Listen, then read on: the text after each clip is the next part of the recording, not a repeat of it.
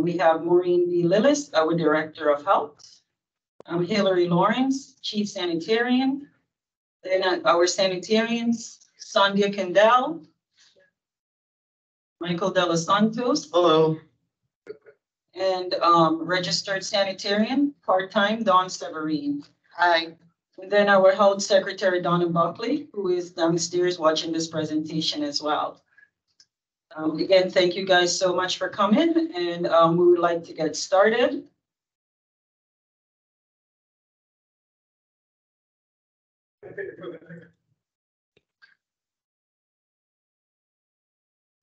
Okay. So we'll be talking about some of the new changes. The Connecticut Department of Public Health passed the FDA Food Code on February 17, 2023. The FDA Food Code is a scientific code, and a new edition is issued every 4 years. The purpose of the FDA Food Code is to protect the public health by assuring the safety of food and to establish uniformity among regulatory agency and inspectors. The City of West Haven Health Department is authorized to enforce the FDA Food Code. The sanitarians will be using the new inspection form. They have been using the new inspection form, and we'll be also talking about some new protocol processes and guidelines. And at the end, we'll be talking about some old topics like temporary permit, fee schedule, etc. So the important points to keep in mind: the major component of food safety and best practices have not changed and will continue to be the primary focus of inspections, such as proper hand washing, hot and cold holding temperatures, internal cooking temperatures, ill food worker policies, cleaning and sanitizing. So all those things we look at during our inspection, and we'll continue to look at those things. So before we get started, I want to define some of these definitions that you will be hearing throughout the presentation. A food service establishment is an operation that stores, prepared, package, serve, and vend food directly to the consumer. A permit holder is legally responsible for the operation of the food establishment, such as the owner, the owner's agent, or other person who possesses a valid permit to operate a food establishment in the City of West Haven. And then we'll be talking about time temperature control for safety, which was previously known as potentially hazardous food. And that means a food that requires time temperature control for safety to limit pathogenic microorganism growth or toxin formation. So some example includes raw animal foods, such as your poultry, meat, fish, heat-treated plant foods, such as cooked vegetables, and food consisting of raw seed sprouts, cut melons, cut leafy greens, and cut tomatoes and garlic and oil mixtures. So those food needs to be maintained at proper temperatures at all times. Then we have ready-to-eat food. So any ready-to-eat is any food that is edible without additional preparation. So no heat treatment, nothing. You can just buy it, eat it. And then we want to talk about reduced oxygen packaging, because that will be at the end of the presentation and people might not understand that.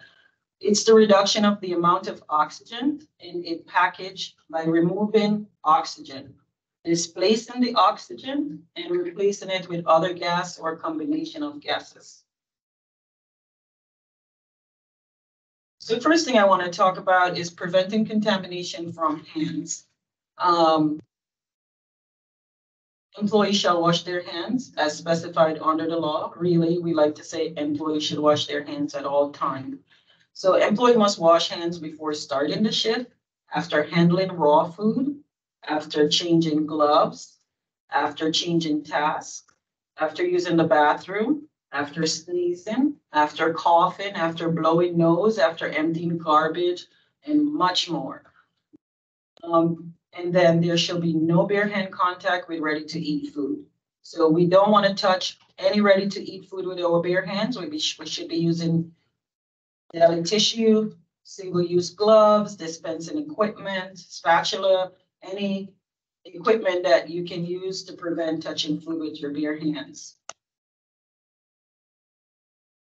So now Michael will be talking about temperatures. So this portion of the presentation, we're going to be talking about temperatures.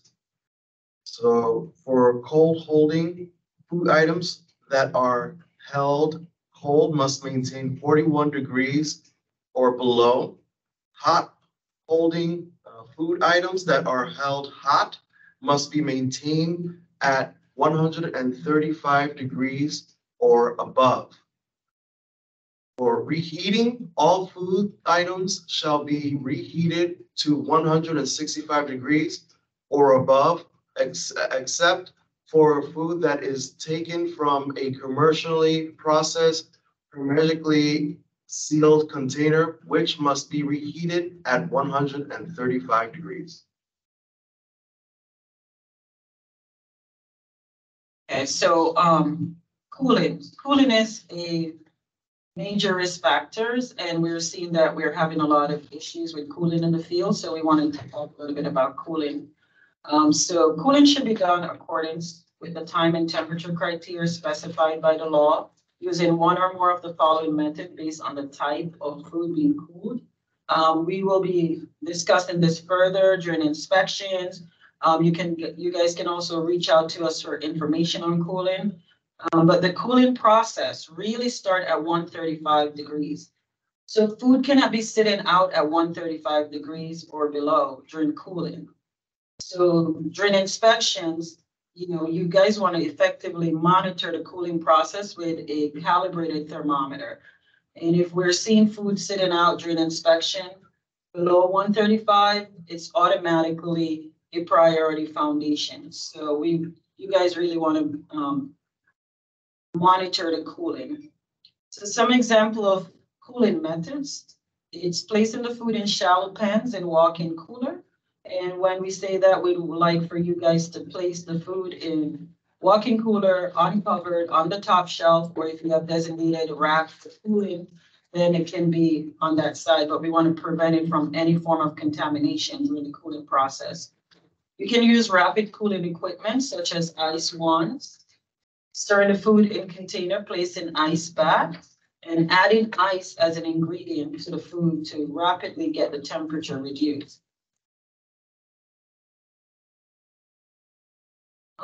We have a slide on cooling, and we'll be distributing this out during inspections. And it just give you some, it just demonstrate the cooling process for you.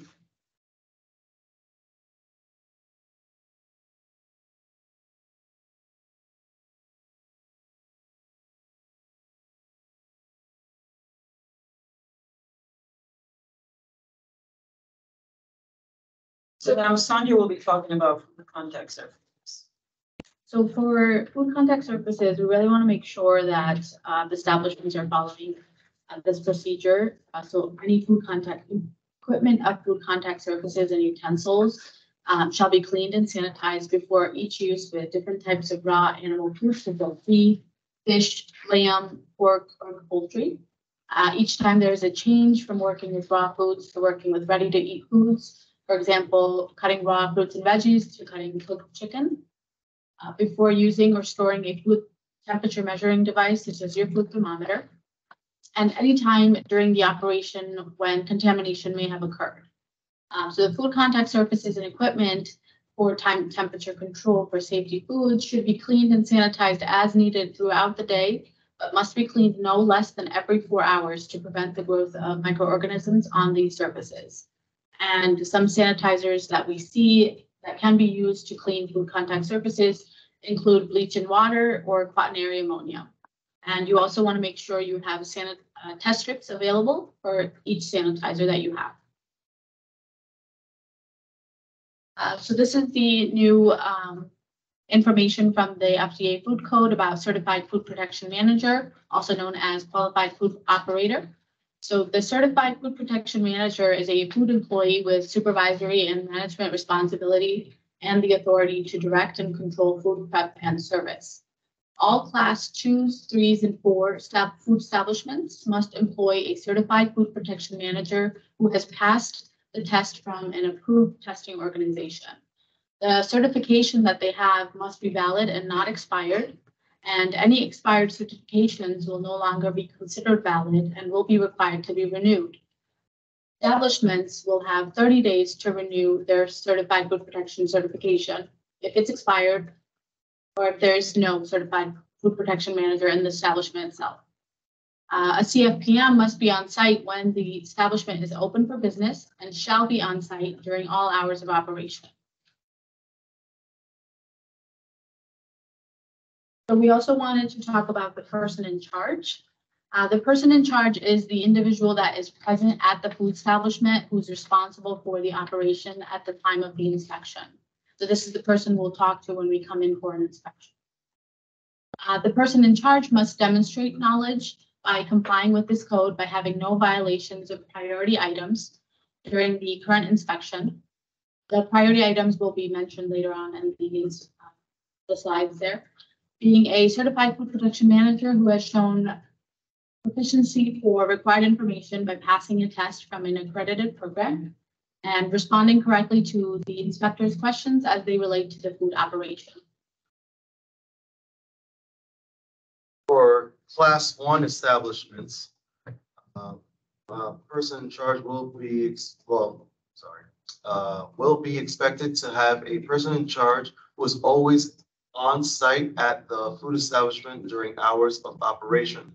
However, they will not need to be certified through an accredited program such as Qualified Food Protection Manager.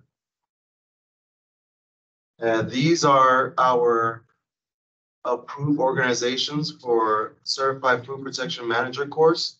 There is a hyperlink there below that you can see these accredited programs.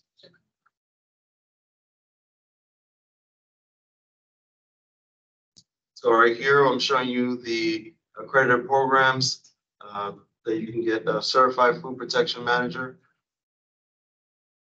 such as Learn to Serve,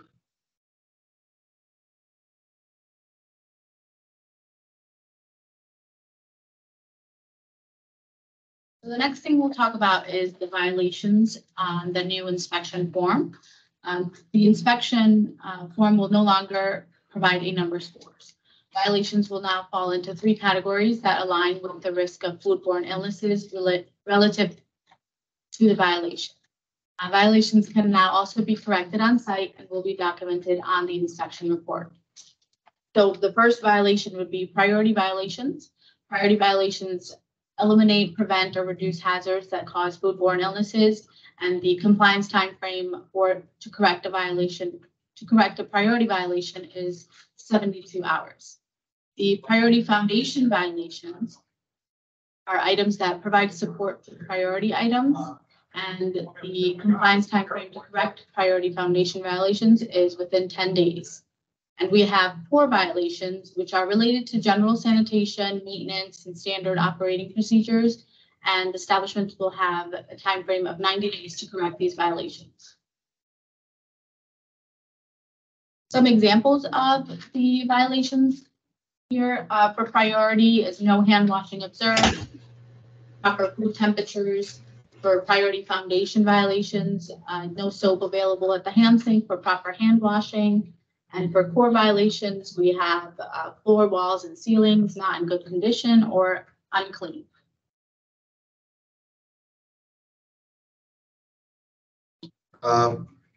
Posting of inspection report, the permit holder is responsible for notifying the customers that a copy of the most recent inspection report is available upon request by posting a sign or placard in a location in the food establishment that is visible to customers or by other methods acceptable to a regulatory authority. This is found in section 8-304.11 in the FDA food code. So this is our new FDA food form. Might be a little bit hard to see, but this is the top half, the new inspection form is separated into two parts. The number 1 through 29 is about foodborne illnesses, risk factors, and focuses on, for example, food temps, food coming from approved sources, employee health, and preventing contamination from hands. And as you can see on the, I don't know if you can see it, but the top yellow highlighted part, it shows what the abbreviation means. So we have P for priority items, PF for priority foundation items, C for core items, B is the violation type, and corrected on-site COS, and then we have R for repeat violations. So based on the inspections and the violations that you have, the numbers will be marked as in compliance or out of compliance. If we don't observe it, it will be NO, and if it's not applicable, it will be NA. This is the second half of the inspection. This is from number 30 to 56, and is all about good retail practices. And this focuses on basic operation and sanitation conditions within the food establishment itself. Bottom right-hand corner here, we have how the violations will be documented. And so we will identify how many priority violations you'll have and the date corrections that the corrections are due for each priority violations, foundation violations, and core violations. And your inspector will check this box if a reinspection is required. And at the bottom of the page here, we have the appeal process. Basically states that the food service establishment can appeal this inspection no later than 48 hours if they wish to do so.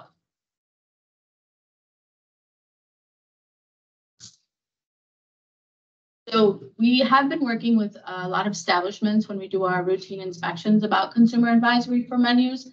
So we wanted to mention this on the slide as well. So the consumer advisory is required on the menu when the food such as beef, eggs, fish, lamb, milk, or shellfish is served or sold raw and undercooked. The consumer advisory needs to include a disclosure statement that says, for example, oysters on a half shell, raw oysters, or hamburgers that can be cooked to order or request. And there's also going to be a reminder statement that says consuming raw or undercooked meats, poultry, seafood, shellfish, or eggs may increase your risk of foodborne illness, especially if you have certain medical conditions. So these disclosure and reminder statement will be included at the bottom of your menu with an asterisk, as well as an asterisk on the food item, the menu itself. So for food allergens, in accordance with the Food Allergen Labeling and Consumer Protection Act of 2004, Section 3-602,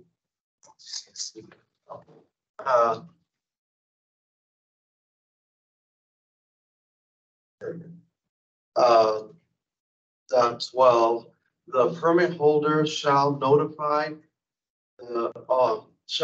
consumers by written notification of all major allergens as an ingredient in unpackaged and grab-and-go packaged food items served or sold to the consumer. The permit holder shall inform consumers of the increased risk of consuming such food by the way of disclosure and reminding by using menu boards, and table tents.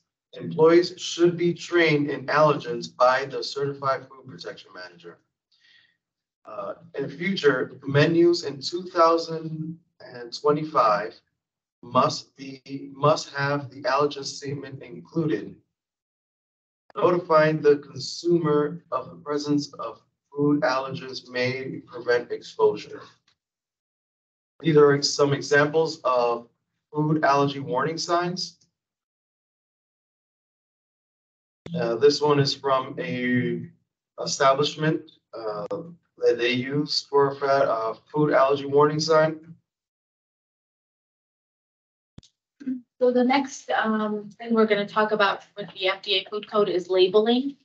We really want to make sure that foods are being labeled properly and are discarded within a certain time frame. So For bulk items such as your sugar, flour, and rice, we want to make sure that they are labeled with the name of the product, especially if it's out of its original container. For prepackaged foods made more than 24 hours in advance, for example, your grab and goes, this needs to be identified with the name of the product, the date it was prepared, the ingredients list, the allergens, and any additives you may have added. And this food must be discarded after 7 days. For any buffets, the food items need to be identified by the name of the product, the ingredients, the allergens, and the additives again. And food from the buffet should be discarded at the end of the day. For coolers and walk-in coolers, the food items that are held for 24 hours or more needs to have the name of the product, the date it was opened, and the discard date, which should not exceed 7 days. But we recommend 4 days. So variances. So this is also a new topic for FDA food code, and some of you guys might want to do variances. So a variance is a written document issued by the commissioner, which is the Connecticut Department of Public Health. So if you want a variance on some of these food items that I will be talking about, we will guide you guys on how to obtain a variance. And that variance needs to be obtained from the Connecticut Department of Public Health. So a variance is a written document issued by the commissioner who authorized a modification or a waiver of one or more of the requirement of the food code.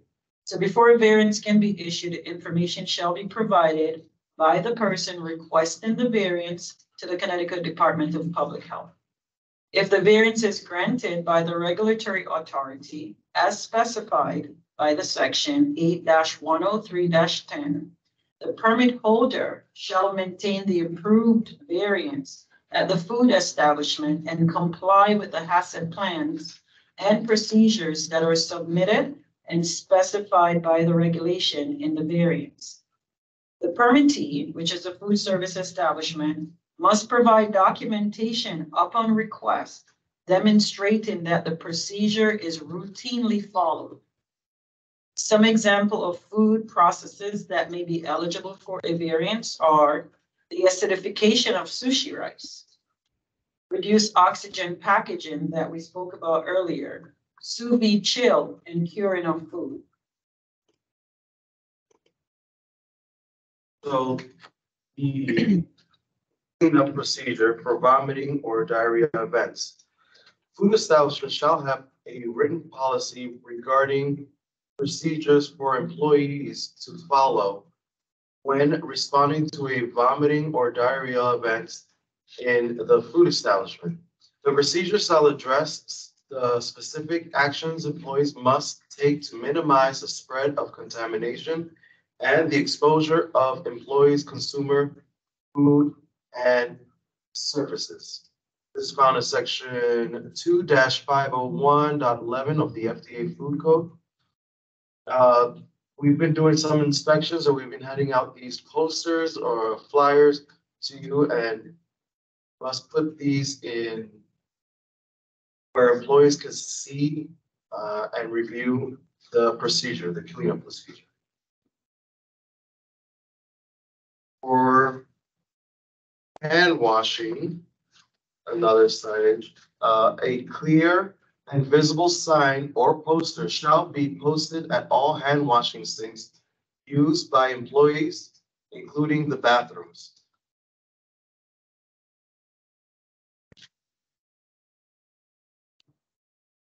Example.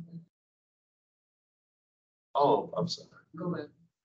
This is on the top where it says notice, employees must wash hands before returning to work. That's an example of a placard for the hand washing sink, and this should be on all hand washing sinks. So another thing we wanted to focus on was the sick policy for the employees of the food service establishments. The food code requires all the food establishments to have an employee health policy effective in preventing the transmission of foodborne illness. The sick policy should identify the symptoms and diseases that must be reported to the employer or manager, the responsibility of the food employee when they have these symptoms, and the responsibility of the certified food protection manager and person in charge. And it should also identify the exclusion and restriction from the establishment based on their symptoms. The sick policy must be posted in the establishment and be easily accessible to all the employees. And the certified food protection manager must notify the health department of any sick employees with any symptoms mentioned in Form 1B, which we will talk about in 1 second. This is just some reportable pathogens and symptoms that we have here. So for reportable pathogens, we have norovirus, salmonella, E. coli, salmonella typhi, shigella, hepatitis A virus. And for reportable symptoms, we have vomiting, diarrhea, sore throat with fever, jaundice, and infected cuts and wounds. So this is the Form 1B, which is the conditional employee or food employee reporting agreement. This agreement is required to be signed by all food workers and be kept on site and available upon request by the health department. The purpose of this agreement is to ensure that the employees who are working in the food industry are informed of their obligation to notify the person in charge when they're experiencing any of the conditions listed.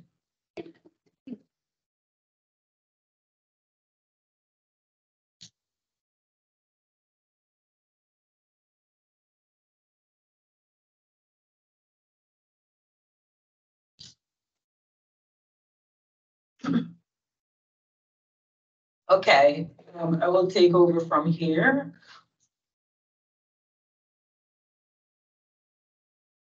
So Form 1B must be signed by the employees, and it will also be posted on our website. And it just lists some of the symptoms that are reported, and any future medical exposure to foodborne pathogen. So when we come in and do inspection, we want to see the sign signed by employees.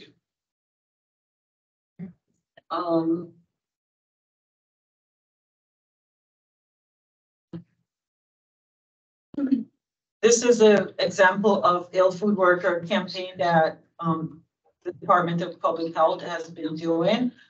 We don't have any more of these flyers available, but we just want to showcase it to you guys. We maybe try to get some more, but pretty much this is not really new.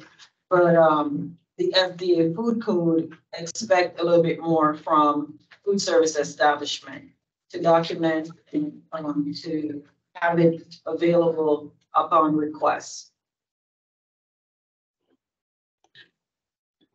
Here we have some additional resources. We have the FDA food code.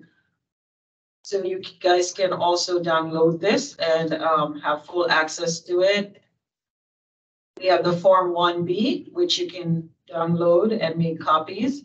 The procedure for cleanup of vomiting and diarrhea. The Department of Public Health website, food protection program. And then we have the regulation concerning food operator, which is new in Connecticut, and the West Haven Health Department website.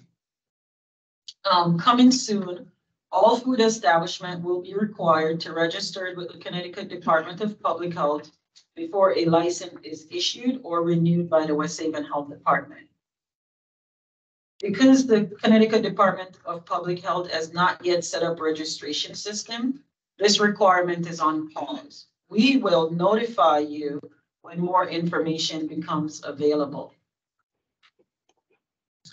So this is more local. We want to talk about temporary food service establishment. We have been getting a lot of questions about temporary food service establishment, and we feel like this is the best time to talk about it where we can reach more establishment. So what is temporary food service establishment? It's a food establishment that operates for a period of no more than 14 consecutive days in conjunction with a single event or celebration. Now we're going to talk about a food. So any entity, person, or establishment serving food to the public outside of a permitted establishment shall apply to the health department for a temporary permit. the entity, the person, or the establishment must apply to the health department 10 business days before the event by submitting all applicable documentations and appropriate fees to prevent additional fees. The West Haven Health Department temporary food establishment fees are based on the health department fee schedule, which is, we update our fee schedule every year, and the fee schedule is approved by the city council. Important note to keep in mind, if you're doing any temporary food service establishment, no food prepared in a private home will be permitted at a temporary food service establishment. And when we're doing temporary food service establishment, the self-service operations such as the buffet and salad bar shall be appropriately protected, such as sneeze guard. So if you're having a big event and not just really temporary events, all the food should be protected. But if you're having a temporary event and you want to do a lot of pizza and have it on display, it must be protected by sneeze guard or maintaining the box, or other ways, other barriers that you can use to protect people from sneezing and coughing over. Fees and fines are determined by the city council, as I mentioned before, and the fees are subjected to change based on the health department annual fee schedule. This is our yearly fee schedule for 2023, 2024. We'll have another fee schedule. And I just want to chime in on the temporary permit piece, so you guys can be aware of that. So for temporary permit fee, it's $150 for barely can see this. I'm sorry, guys. Permit application fee if you have a current West Haven Health Department permit. So all the food service establishment, if you would like to do temporary permit in West Haven, the fee for you guys will be $25. And for nonprofit organization, the fee for nonprofit currently is $15. So if you submit your temporary permit application to us, less than 10 business days, there will be an additional $50. So that fee will be $200. And this will also be posted on our website, the fee schedule, and it will be a part of this presentation. If you want to download the fee schedule, you will have full access to it. And questions? Thank you guys so much for staying with us. We're going to open the floor for questions and answers.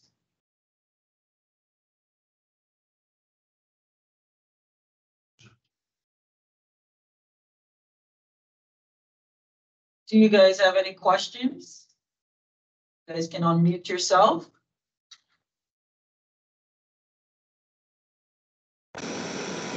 No questions.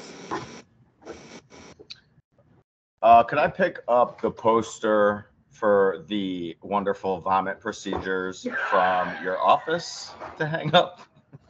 Of course. Oh my God. Definitely, you can have the poster.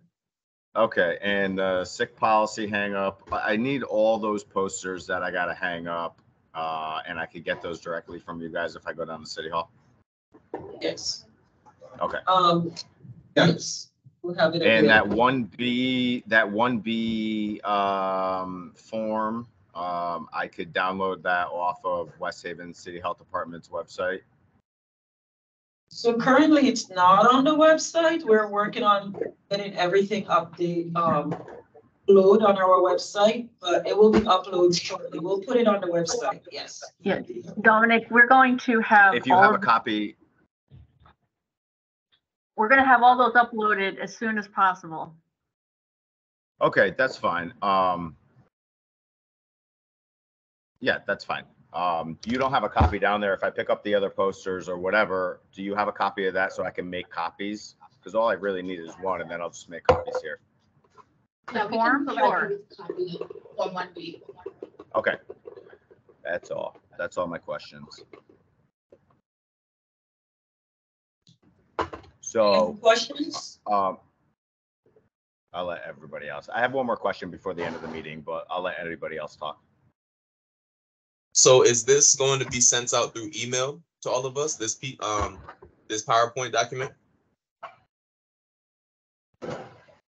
Plan was to post it on our website.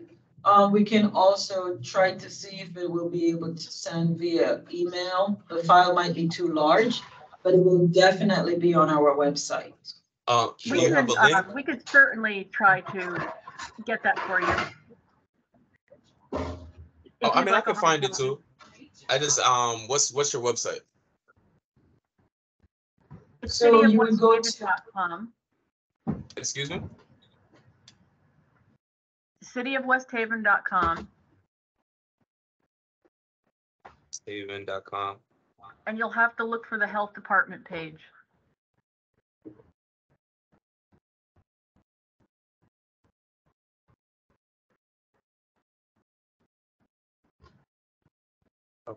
Make sure that everything is very clear and easy for you to find.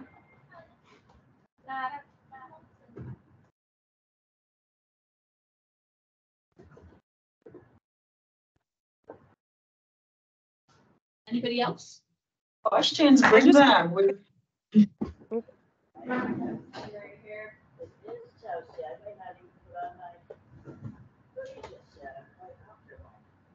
Or someone that they just have one question or no? Yeah, I had Yes, a question about the posters again. Would it be any different if I picked them up there or if I just printed them offline? Like, do you guys have like actual posters? Are they laminated or I'm just better off printing it?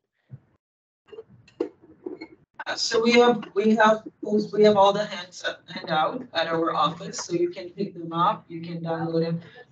They're currently not laminated because most of them do not need to be laminated, maybe just the vomiting and diarrhea one, you guys can laminate it. But the one for the conditional employee agreement, that does not need to be laminated. So you just want to keep that in the binder in the establishment as training records form. Or, when we come to do inspection, we'll ask to see the training record forms, etc. I was just gonna say the hand washing postage, that you can find on your own. We don't have those.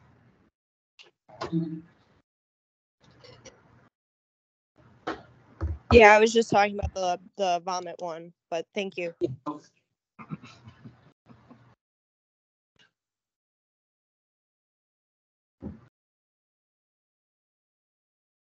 Any other questions? When are the next inspections happening? So based on classification, we inspect the food service establishment based on classification. As you know, we're coming around to do inspections. We're out there. I don't know what your establishment is or what class your establishment is. So it based on classification. So if you're a class 1 food service establishment, meaning food done here. I have to check on it, but I think I'm okay with.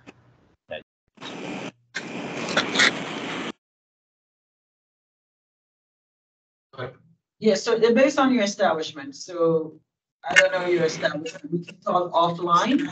And if you believe you haven't received an inspection recently, then you can reach out to us. Just send us a quick email. All right. Thank you.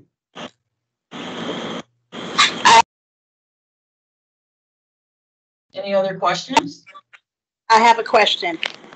If my establishment is a daycare and preschool, but we do serve meals here, will we have to have those things posted as well in case if we do have an inspection? Apply to all food service establishments. So if you are serving food to the kids and you have employees, yes, it applies to all food service establishments.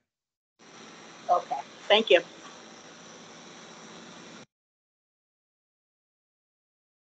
Other questions?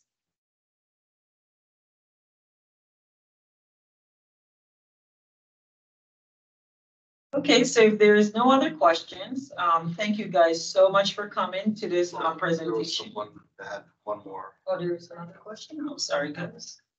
Jeff? No. Dominic, you said you had a question? Okay. You can mute yourself. Because you're muted. Dominic, you said you had another question. You can unmute yourself. Okay, are you there? Okay. There you go. So it's not a question on any of these procedures. It's just a question in general. So I don't know if it's appropriate to ask it now or if you just want to call me later on. It's in regards to my window screens on the front. You can ask the question. It's fine. So everyone can learn from the question. Okay, so I'm having an issue with these window screens that I spent a ton of money on. And I think that we have to come up maybe with another solution because I didn't realize when I purchased these window screens that you can't remove them. So once they're in and my window cleaning service came and was wondering how to clean the outside of the windows, I kind of had this light bulb went off and I didn't really have an answer for them. So my issue right now with these wonderful brand new screens are I can't clean the outside of my windows. So other than air curtains, there's got to be a better way of going about this because I have to remove them now to clean my windows. And being on the ocean, they get caked with salt. You know, these window guys come once a week. So we can do some more research, but the code required that, so if you can't do the screen, air curtain is the next option. Okay, so my other, sorry, go ahead. Because having the establishment open to the element like that is not allowed. So, tell me your other option, but I think air curtains, maybe you can reach out to vendors to see if you can have air curtains that are quieter. I know you were concerned. So the only issue that I have with the air curtains is the noise. And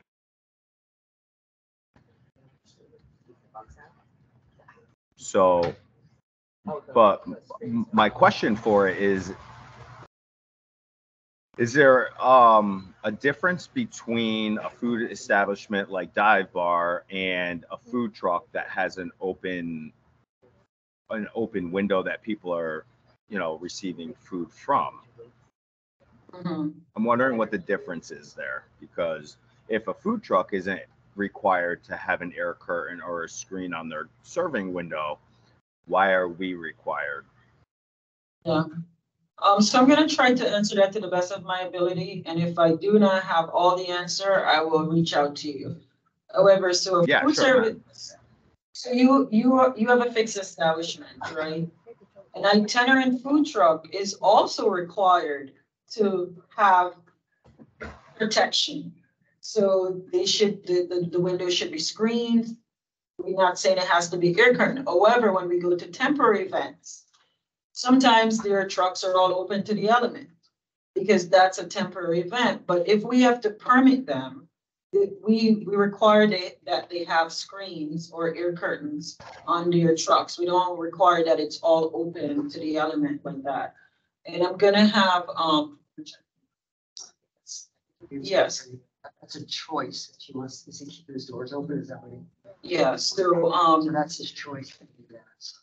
yeah. He doesn't have to. So another thing you can do, and I know you might not want to do that because you maybe like what the vibes that you're getting from having it open, you can do big glass windows and people can still see outside. Yeah, but but we that can ruins talk the whole about that. vibe of Dive.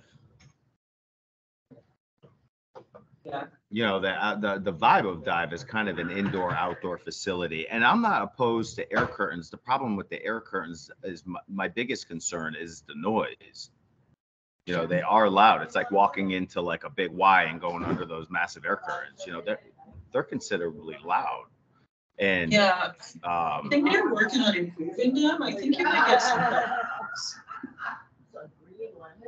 I'm sorry, you broke up. I didn't hear you. Sorry. Yeah, you're right, they're loud, but I think, I see one. I think some of them can be a little quieter, but, it has to be some research done on your part to see. Yeah, You know, what I've been trying to research is they sell screen doors for garages, like people's garages where they roll down and then they latch. So it might be a situation where I replace these with those, because the only time I need the screens up is when the garage doors are, or the screens down is when I have the garage doors up. So maybe it'll be a situation where I could get a roll down screen that latches on the bottom. That's really the only solution that I could think of with these screens. I think that's a great idea. You should look into it and maybe do a lot more research on it before you purchase it. Find out how it works. It needs to be 16 dash 2, but I think they're all that, but I'm not sure. So just do some research on it, but that's fine. Once it's protected, it's screened, or air curtains. I really like the air curtains, but you don't like them because they're loud. Yeah. I mean, it's not that big of a place. So I mean, the noise is just, it's loud enough with all the cars and motorcycles going by in the summertime as it is. So if you throw an air curtain in there and with the decibels of all the patrons in here, it becomes it's just too noisy. It's true. So I'm just giving you the heads up. The screens are in now, but I'm going to have to take them down soon because they've been in for a couple months at this point. But I got to clean the inside of these windows. It's driving me a little crazy. So I'm going to take them down now, but it's okay because the garage doors are going to be shut until, April, May anyway. Okay. Do an inspection and you notice that they're not here. That's the reason why. Okay, full transparency. Thank you. Just the door will be closed anyway, so until Right. yeah. All right. So there's one more question in the chat. You're set, right? You're all set, Dominic? Yeah, I'm all set. Thank you. Thank you. So the question is, if my location only sells prepackaged foods, do I need to be in this training? Well, the new FDA food code, prepackaged food, we do not need to permit that situation anymore. But before we do so, we'll assess the establishment to make sure that they are truly serving prepackaged food. So whoever put this information in the chat, you guys can reach out to us and we'll have a conversation about your menu and see if you need to be permitted or not. And this is only for prepackaged food. Then, okay. I think we're all set. Any more questions, guys? I really do appreciate you guys coming out to this training. If I may just add really quickly, we do thank you very much for coming today and joining this training session. We know that you're busy and your days are full. But I also want to thank the sanitarians who spent a lot of time putting this presentation together. They were very specific about what they wanted to communicate to you, and doing so in a way that is more comprehensible from some of the scientific language that we're used to. So please, if you have any other questions after this, don't hesitate to call our office. All this information will be available to you within the next 24 hours. Thank you again. Thank you. Thank you, Maureen. Thank you all for coming. Thank you.